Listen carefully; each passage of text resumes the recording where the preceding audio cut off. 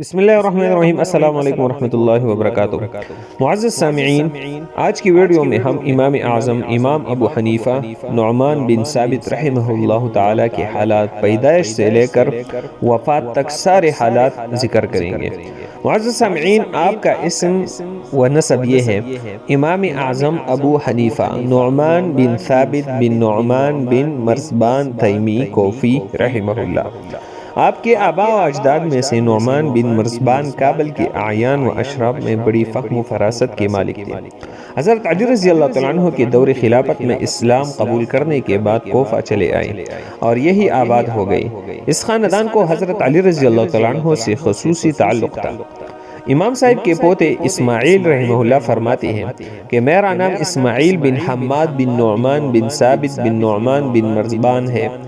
ہم لوگ فارسی نسل ہیں۔ ہمارا خاندان کبھی کسی کا غلام نہیں تھا۔ میرے دادا ابو حنیفہ رحمہ اللہ 80 ہجری میں پیدا ہوئے۔ میرے پردادا ثابت بچپن میں حضرت علی رضی اللہ تعالیٰ عنہ کی خدمت میں گئے۔ آپ نے ان کی اور ان کی اولاد کے حق میں خیر و برکت کی دعا فرمائی۔ ہم سمجھتے ہیں کہ اللہ تعالیٰ نے حضرت علی رضی اللہ تعالیٰ عنہ کی یہ دعا قبول فرمائی ہے۔ نعمان بن مرزبان نے نوروز کے جشن پر حضرت علی رضی اللہ تعالیٰ عنہ کو فالودہ پیش کیا تو آپ نے کہا کہ ہمارا ہر دن نوروز ہے۔ ایک روایت کے مطابق یہ واقعہ جشن مہرجان کا ہے۔ امام ابو حنیفہ رحمہ اللہ کا خاندان کوفہ کے ایک معزز و شریف قبیلہ بنو تیم اللہ بن ثعلبہ سے ولا کا تعلق کر کے تیمی کی نسبت سے مشہور ہوا۔ اس قبیلہ کے افراد نجابت و شرابت کی وجہ سے مصابیح الظلم یعنی ظلمتوں کی چراغ کہلاتے تھے۔ امام صاحب کی اولاد خلیفہ عبد الملک بن مروان کے دور میں 80 ہجری میں کوفہ کے مشرق علاقہ میں ہوئی۔ اس وقت کوفہ کی آبادی پر تقریباً 67 سال گزر چکے تھے۔ صحابہ کرام اور تابعین عظام کی کثرت یہاں موجود تھی، جن کے دم قدم سے کوفہ کا کوچہ کوچہ دارالعلم بنا ہوا تھا۔ ہر طرف دینی اور علمی مجلسیں اور طبقے قائم تھی۔ اسی ماحول میں امام صاحب رحمہ اللہ نے ہوش سنبھالا۔ خاندانی ذریعہ معاش ریشم اور ریشمی کپڑے کی تجارت تھا۔ کوفہ کی جامع مسجد کے قریب حضرت عمرو بن حریث رضی اللہ تعالیٰ عنہ کے بابرکت مکان میں دکان تھی۔ بچپن میں امام صاحب نے مکہ مکرمہ میں ایام حج میں ایک صحابی حضرت عبداللہ بن حارث بن جز الزبیدی رضی اللہ تعالیٰ عنہ کی زیارت کی اور ان سے ایک حدیث سن کر اس کو روایت کیا۔ مسند اعظم میں رحمہ اللہ میں یہ حدیث ذکر ہے جس کا ترجمہ ہے: امام ابو حنیفہ رحمہ اللہ فرماتے ہیں کہ میں 80 ہجری میں پیدا ہوا اور 96 ہجری میں اپنے والد کے ساتھ حج کیا۔ اس وقت میں 16 سال کا تھا۔ جب مسجد حرام میں داخل ہوا تو ایک حلقہ درس دیکھا۔ والد سے پوچھا کہ یہ کس کا حلقہ ہے؟ انہوں نے بتایا کہ یہ صحابی رسول عبداللہ بن حارث بن جز کا حلقہ ہے۔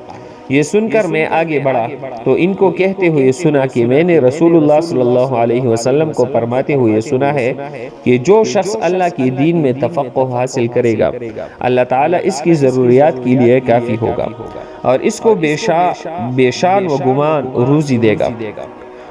امام ابن قیم رحمہ اللہ نے اعلام الموقعین میں لکھا ہے کہ امت مسلمہ میں دین، فقہ اور علم اصحاب عبداللہ بن مسعود، اصحاب زید بن ثابت، اصحاب عبداللہ بن عمر اور اصحاب عبداللہ بن عباس کی ذریعے پھیلا۔ اہل مدینہ کا علم اصحاب زید بن ثابت اور اصحاب عبداللہ بن عمر سے ہے۔ اہل مکہ کا علم اصحاب عبداللہ بن عباس سے ہے اور اہل عراق کا علم اصحاب عبداللہ بن مسعود سے ہے۔ کوفہ کے اصحاب عبداللہ بن مسعود میں علقمہ بن قیس نخعی رحمہ اللہ حیات نبوی صلی اللہ علیہ وسلم میں پیدا ہوئے۔ انہوں نے عبداللہ بن مسعود رضی اللہ تعالیٰ عنہ کے علاوہ حضرت عمر، حضرت عثمان، حضرت علی، حضرت سعد، حضرت حذیفہ، حضرت ابو درداء، حضرت ابو موسیٰ اشعری، حضرت خالد بن ولید، حضرت عائشہ رضی اللہ تعالیٰ عنہم اجمعین وغیرہ سے روایت کی تھی۔ حضرت صحابہ کرام رضی اللہ تعالیٰ عنہ علیہم علقمہ بن قیس سے فتویٰ دریافت کیا کرتے تھے۔ وہ حضرت عبداللہ بن مسعود کے علم رضی اللہ تعالیٰ عنہ کے علم کے حقیقی وارث تھے۔ علقمہ بن قیس سے ابراہیم بن یزید نخعی رحمہ اللہ نے علم فقہ حاصل کیا، نیز دوسرے اعیان تابعین سے کسب فیض کیا۔ یہ علقمہ بن قیس کے بانجے تھے۔ ان دونوں حضرات کے بارے میں ابو مسنہ رباح کا قول ہے جب تم نے علقمہ کو دیکھ لیا تو عبداللہ بن مسعود کے رضی اللہ تعالیٰ عنہ کے نہ دیکھنے سے تم کو کوئی نقصان نہیں ہوگا۔ وہ عبداللہ بن مسعود رضی اللہ تعالیٰ عنہ کے سب سے زیادہ مشابہ تھے، اور جب تم نے ابراہیم کو دیکھ لیا تو علقمہ کے نہ دیکھنے سے تمہیں کوئی نقصان نہیں ہوگا۔ اور ابراہیم نخعی رحمہ اللہ سے حماد بن ابی سلیمان مسلم نے علم فقہ حاصل کیا۔ ان کے علاوہ سعید ابن مسیب رحمہ اللہ، سعید بن جبیر رحمہ اللہ، عکرمہ رحمہ اللہ، عبداللہ بن عباس رضی اللہ تعالیٰ عنہ، حسن بصری رحمہ اللہ، شعبی رحمہ اللہ وغیرہ سے اکتسابی فیض کیا۔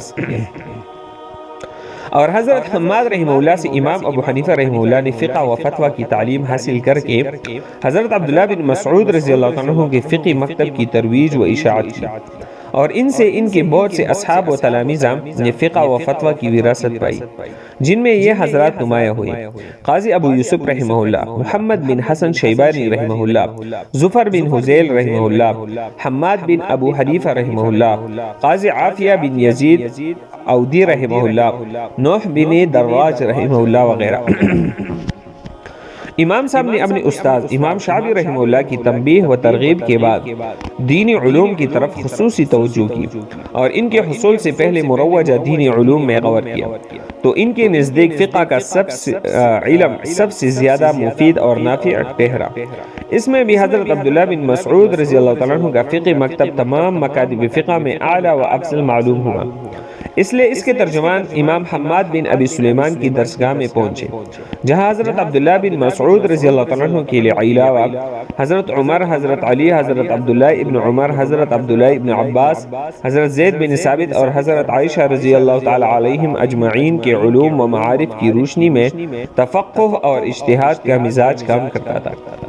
ابراہیم نخعی رحمہ اللہ کی وفات کے بعد ان کے شاگرد حماد بن سلیمان تھے، جو فقہ و فتویٰ میں ہر عام و خاص میں مقبول تھے۔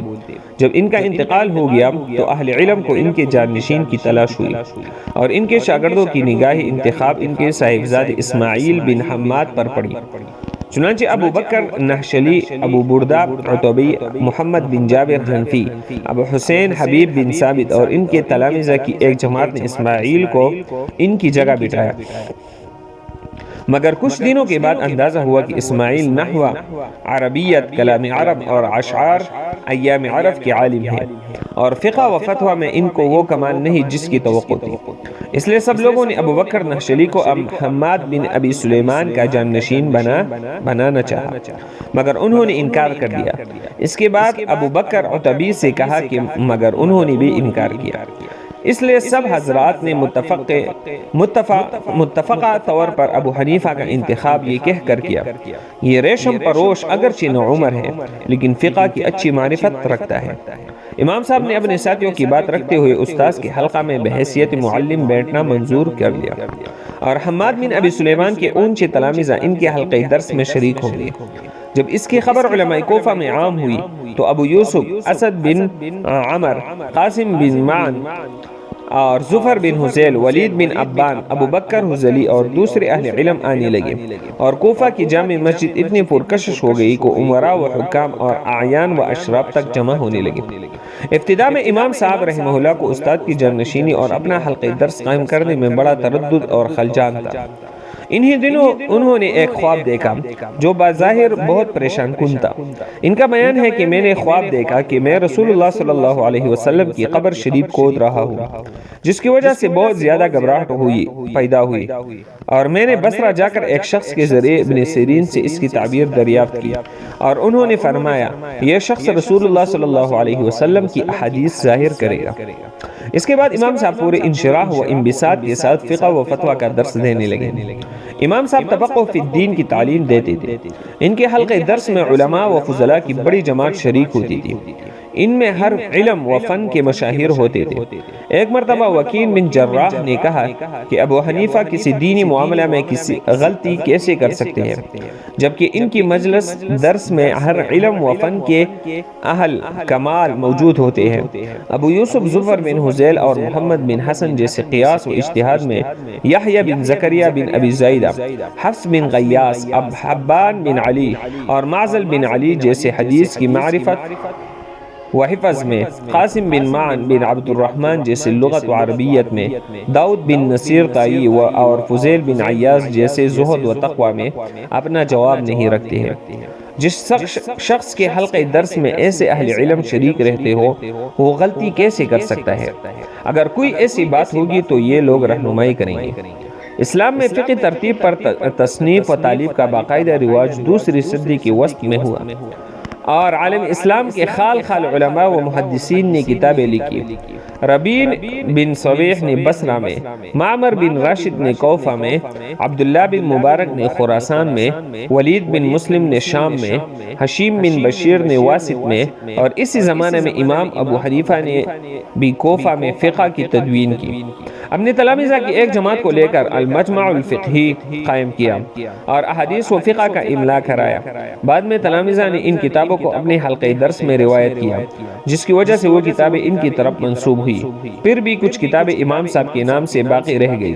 ابن ندیم نے ان کتابوں کے نام دیے ہیں: کتاب الفقہ الاکبر، کتاب رسالہ الی البسطا، کتاب العلم والمتعلم، کتاب الرد علی القدریہ۔ امام صاحب کی وفات کے بہت بعد تک ان کتابوں سے استفادہ ہوتا رہا، اور ان کا ذکر اس زمانہ کے اہل علم کے ہاں ملتا ہے۔ عبداللہ بن داود واسطی کا قول ہے: جو شخص چاہتا ہے کہ کوری چشمی اور جہالت کی ذلت سے نکل کر فقہ کی لذت پائے، وہ ابو حنیفہ کی کتابوں کو دیکھے۔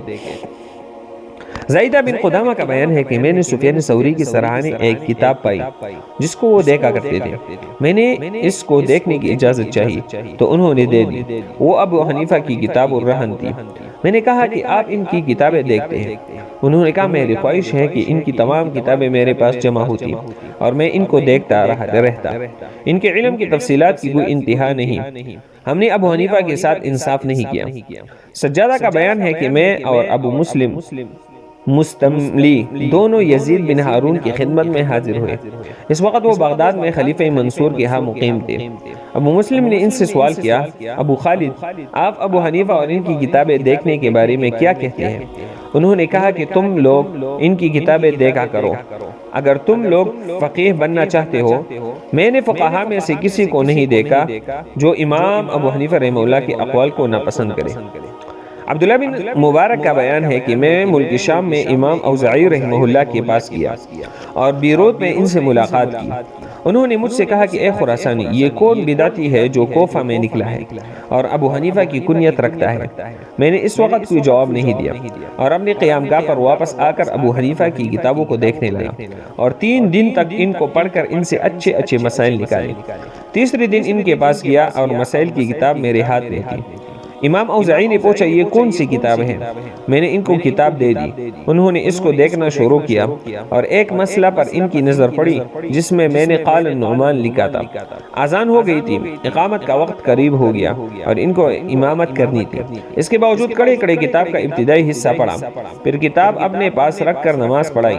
فراغت کے بعد پھر اس کو دیکھنا شروع کیا، یہاں تک کہ پوری کتاب پڑھ لی اور کہا کہ خراسانی، یہ نعمان بن ثابت کون ہے؟ میں نے کہا کہ یہ ایک شیخ ہے جن سے میں نے عراق میں ملاقات کی ہے۔ اوزاعی نے کہا یہ بہت اونچے مشائخ میں سے ہیں، تم جا کر ان سے زیادہ علم حاصل کرو۔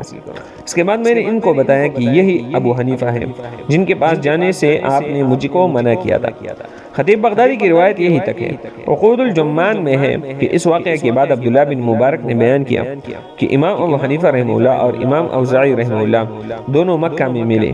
میں نے امام اوزاعی کو دیکھا کہ فقہ مسائل میں امام ابو حنیفہ سے بحث کر رہے ہیں اور ابو حنیفہ رحمہ اللہ اس سے زیادہ وضاحت اور دلائل کے ساتھ ان مسائل کو بیان کر رہے ہیں جن کو میں نے لکھا تھا۔ کہ اس کے بعد میں اوزاعی سے ملا تو انہوں نے اعتراف کیا کہ ابو حنیفہ کی کثرت علم اور وفور عقل پر رشک ہو رہا ہے، میں بڑی غلط فہمی میں مبتلا تھا، تم ان سے مل کر علم حاصل کرو۔ امام شافعی رحمہ اللہ کہتے ہیں جو شخص ابو حنیفہ کی کتابوں کو نہیں دیکھے گا فقہ میں متبحر نہیں ہو سکتا۔ امام شافعی رحمہ اللہ کا یہ قول دوسری روایت میں یوں ہے: جو شخص ابو حنیفہ کی کتابوں کو نہیں دیکھے گا وہ علم اور فقہ میں متبحر نہیں ہوگا۔ امام مالک نے خالد بن مخلد قطوانی کو خط لکھ کر ابو حنیفہ کی کتابیں طلب کی اور انہوں نے بھیجا۔ عبداللہ بن داود کہتے ہیں کہ ایک مرتبہ امام اعمش نے حج کا ارادہ کیا اور کہا کوئی یہ ہے جو ابو حنیفہ کے پاس جا کر ہمارے لیے کتاب المناسک لکھتے۔ امام صاحب نہایت وجیح و شکیل اور خوبصورت آدمی تھے، قد درمیانہ اور رنگ گندمی تھا، بہترین کپڑے اور عطریات استعمال کرتے تھے، خوشبو کی وجہ سے ان کی آمد سے پہلے ہی ان کا پتہ چل جاتا تھا، گفتگو نہایت شیرین، آواز نہایت سریلی تھی، ان کے دیکھنے والوں نے ان کو حسن الوجہ، حسن الثیاب، عمدہ کپڑوں والے، طیب الریح، بہترین خوشبو والے، حسن المجلس، بہترین ہم نشین، شدید الکرم، انتہائی سخی، حسن المواسات لاخوانہ، ہمدردی کرنے والے بتایا ہے۔ جوتے نہایت نفیس پہنتے تھے، گھر سے نکلتے تو تسمہ وغیرہ درست کر لیتے تھے، موزہ بھی استعمال کرتے تھے، کئی ٹوپیاں تھی، جامع مسجد کے حلقے درس میں لمبی سیاہ ٹوپی لگاتے تھے جو کوفہ کے تاجروں میں رائج تھی، بوقت ضرورت اونی کپڑے اور سنجاف و سمور بھی استعمال کرتے تھے، جمعہ کے دن ردا اور قمیص، تہبند اور کرتا پہنتے تھے۔ ایک شاگرد ابو مطیع کے اندازے کے مطابق ان دونوں کی قیمت 4 درہم تھی۔ گھر میں عام طور پر چٹائی بچھی رہتی تھی۔ نظر بن محمد کا بیان ہے کہ ایک مرتبہ میں نے فجر کی نماز امام صاحب کے ساتھ پڑھی، اس وقت میرے بدن پر ایک قیمتی چادر تھی، امام صاحب کہیں جانے کی تیاری کر رہے تھے، مجھ سے چادر مانگی، واپسی پر کہا کہ تمہاری چادر کی وجہ سے مجھے بہت شرمندگی اٹھانی پڑی، میں نے وجہ دریافت کی تو بتایا کہ وہ موٹی ہے، حالانکہ وہ چادر مجھے بہت پسند تھی، میں نے 5 دینار میں خریدی تھی۔ اس کے بعد امام صاحب کے بدن پر میں نے ایک انتہائی خوبصورت اور قیمتی چادر دیکھی جس کی قیمت میرے اندازے کے مطابق 30 دینار تھی۔ مال کی اس فراوانی کے باوجود آپ خرچ میں بہت احتیاط سے کام لیتے تھے اور آپ کا ماہانہ خرچ 2 درہم سے زائد نہ تھا۔ روایت سے معلوم ہوتا ہے کہ اپنی عمر کے آخری عرصے میں تجارت کا سلسلہ منقطع ہو گیا تھا اور آپ کی کفالت آپ کے بیٹے حضرت حماد رحمہ اللہ کی سپرد تھی۔ فیض محمد رقی کا بیان ہے کہ ایک مرتبہ میں نے بغداد میں ابو حنیفہ رحمہ اللہ سے ملاقات کی اور کہا کہ میں کوفہ جانے کا ارادہ کر رہا ہوں، کوئی ضرورت ہو تو فرمائیں۔ امام صاحب نے کہا کہ تم میرے بیٹے حماد کے پاس جا کر میری طرف سے کہہ دینا کہ میرا ماہانہ خرچ 2 درہم ہے، کبھی ستو کبھی روٹی پر گزر اوقات ہوتا ہے اور تم نے اس کو بھی نہیں بھیجا، جلدی سے بھیج دو۔ امام ابو حنیفہ رحمہ اللہ کبھی کبھی شعر بھی کہتے تھے، لیکن تشبیہ غزل کی حیثیت سے نہیں بلکہ وعظ و پن کے طور پر۔ چنانچہ فرماتے ہیں، اس کا ترجمہ یہ ہے، انسان جب تک زندہ ہے عزت و آبرو کے لیے اس کو اچھا مکان چاہیے، ایسا مکان نصیب ہو جائے تو شکر کرنا چاہیے اور عاقبت کے لیے کوشش کرنی چاہیے۔ ایک مرتبہ معافی موصلی اپنے حلقہ درس میں بیٹے تعلیم و تعلم کی باتیں ارشاد فرما رہے تھے، اس دوران آپ نے فرمایا، امام ابو حنیفہ رحمہ اللہ میں 10 باتیں ایسی تھی کہ ایک بھی کسی شخص میں ہو تو وہ اپنے وقت کا رئیس اور قبیلے کا سردار ہو۔ وہ 10 باتیں یہ ہیں: پرہیزگاری، سچ بولنا، عفت، لوگوں کی خاطر و مدارت کرنا، سچی محبت رکھنا، اپنی نفع کی باتوں پر متوجہ نہ ہونا، زیادہ تر خاموش رہنا، ٹھیک بات کہنا، عاجزوں کی مدد کرنا اگرچہ وہ دشمن ہو۔ امام صاحب رحمہ اللہ انتہائی سخی اور فراخ دل تھے، آپ کے پاس جو مال آتا اللہ کی راہ میں خرچ فرما دیتے اور بعض اوقات ایسا ہوتا کہ اپنی ضرورت کے لیے بھی باقی نہ رہتا۔ ایک مرتبہ حاجیوں نے امام ابو حنیفہ رحمہ اللہ کی خدمت میں بہت سے جوتے ہدیہ میں پیش کیے۔ چند دنوں کے بعد امام ابو حنیفہ رحمہ اللہ نے اپنے لیے جوتا خریدنا چاہا۔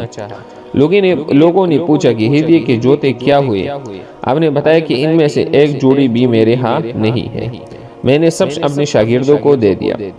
امام صاحب علم و حکمت میں اپنے معاصرین میں ممتاز مقام رکھتے تھے اور ان کے عقل مندی، حاضر جوابی، معاملہ فہمی کے سب لوگ قائل تھے۔ ان کے بہت سے حکیمانہ اقوال کتابوں میں مذکور ہے، چند اقوال ملاحظہ ہو۔ نمبر 1، علماء دین کے واقعات بیان کرنا اور ان کی مجلسوں میں بیٹھنا میرے نزدیک بہت سے فقہی مسائل سے بہتر ہے، کیونکہ ان کے اقوال و مجالس ان کے آداب و اخلاق ہے۔ نمبر 2، کوئی شدید ضرورت پیش آئے تو پوری کیے بغیر کانا نہ کہو، کیونکہ کانا عقل میں ثقل پیدا کر دیتا ہے۔ نمبر 3، جو شخص وقت سے پہلے عزت و شرف اور سیادت طلب کرے گا زندگی بھر ذلیل رہے گا۔ نمبر 4، جو شخص علم دین دنیا کے لیے حاصل کرے گا اس کی برکت سے محروم رہے گا اور علم اس کے دل میں راسخ نہیں ہوگا اور نہ ہی اس سے کسی کو نفع پہنچے گا۔ نمبر 5، جو شخص بغیر تفقہ کی حدیث پڑھتا ہے وہ اس عطار کی مانند ہے جو دوا فروخت کرتا ہے مگر یہ نہیں جانتا کہ کس مرض کے لیے ہے، یہ تو طبیب بتاتا ہے۔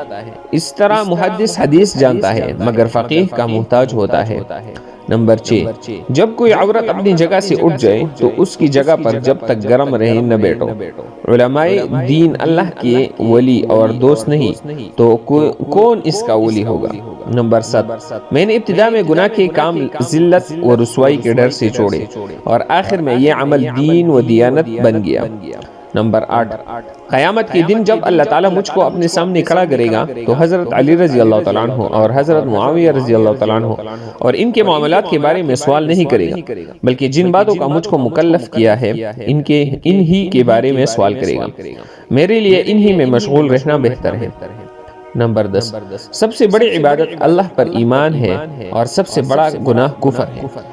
امام صاحب اکثر یہ اشعار پڑھتے تھے۔ ترجمہ: عرش والی کی عطا تمہاری عطا سے بہتر ہے اور اس کی دین وسیع ہے جس کی امید کی جاتی ہے۔ تم جو کچھ دیتے ہو اس کو تمہارا احسان جتانا خراب کر دیتا ہے اور اللہ تعالیٰ بلا احسان جتائے بلا کسی خرابی کی دیتا ہے۔ امام صاحب کو اپنے زمانے کے حکمرانوں کے ہاتھوں بڑی تکلیف اٹھانی پڑی۔ اموی دور میں امیر عراق ابن حبیرہ نے آپ کو عہد قضا پیش کیا اور انکار پر 110 کوڑے اس طرح رسید کیے کہ روزانہ ایک گھوڑے پر لے جا کر 10 کوڑے مارے جاتے اور امام صاحب انکار کرتے تھے۔ اس کے بعد عباسی دور میں پھر ان کو عہد قضا پیش کیا گیا اور انکار پر زہر دے دیا گیا۔ عہد قضا قبول نہ کرنے پر درے مارنے یا زہر دے کر جان لینے کی اندرونی وجہ کچھ اور تھی۔ امام صاحب کے نزدیک امی اور عباسی خلفاء امراء اسلام کے جادے مستقیم سے دور تھے اور ظلم و زیادتی میں حد سے تجاوز کرتے تھے، اس لیے عہد قضا کا عہدہ قبول کرنا ظلم و جور میں تعاون کے مترادف تھا۔